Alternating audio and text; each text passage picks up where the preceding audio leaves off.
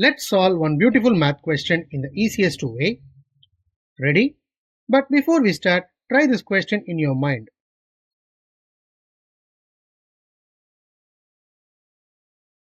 Got it? Now, what's the easiest method to solve it so that you will never lose here again? We have given 36 divided by 6 into 3 plus 4. Here we are going to use BODMAS rule, that is brackets, operations, division, multiplication, addition and subtraction to solve this.